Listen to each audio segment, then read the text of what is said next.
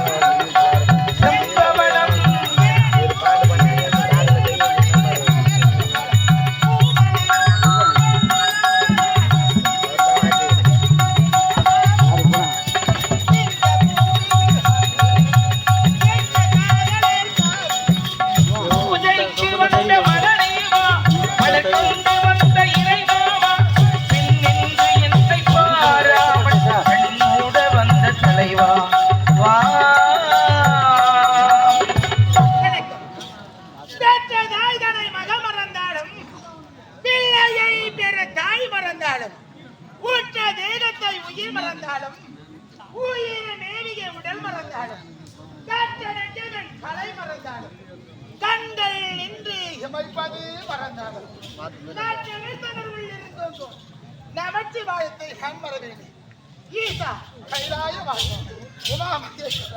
உலகை காக்க பரம்பொருளே பாடி அழைக்கக்கூடிய தெய்வமே இந்த முற்றத்தில் கிராமத்தில் வாழ்ந்து வரக்கூடிய ஜமீன்தாருக்கு மனைவியாக சேர்ந்து 12 பேரோடு சீரசிறப்போடு என் கணவரை காத்து வரைக்காத்தா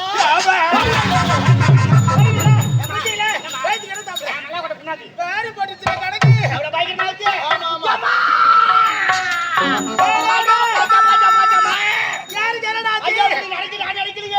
என்னடா தலைமையில கல்ல தூக்கி போட்டாரமா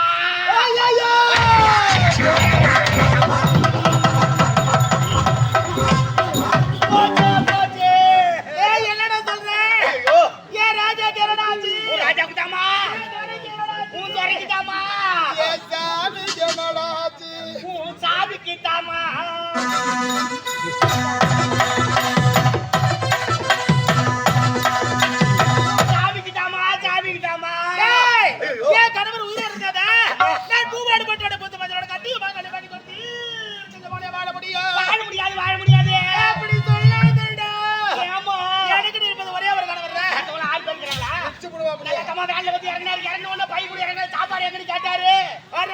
சாப்பாடு சுவையான சாப்பாட்டை குறையே சொல்ல முடியாதுமா சொல்லவே முடியாது எப்படி வேண்டுமானால சமையுங்கள் அன்போடு பரிமாற வேண்டும் என்று உரைத்தவர் யார் தெரியுமா? சீனிவாசன் தெரியுமா? இந்த வார்த்தைக்கு தகுந்த இல்லாம நமது கல்லடி குப்பை கிராமம். ஆமாமா, சாப்பாட்டுல குறையே சொல்ல முடியாதுமா. ஆமா, அன்பான மக்கள். ரசனா தண்ணியே வச்சுக்கிறாங்க. இலையிலே நிக்கல, மானாவே ஓடுதுமா. அண்ணா அது எப்படி சாப்பிடுறீங்க? என் முன்னாடி கட்டிக்கிட்டே வைக்கிறான். ஆஹா, அது எப்படி சாப்பிடுறீங்க? சேர்த்து கட்டி கிடக்குறத பாரு. அது ரசமா விஷமாடா? அதுல போய் சாப்பிட்டாதான் தெரியும். என் ராஜா சாம்பார் ரசமே ஊத்திக்கலையே, கறி குழம்பா ஊத்திக்கிட்டு சாப்பிட்டாரு. என் ராஜா கறினா விரும்பி சாப்பிடுவேன்.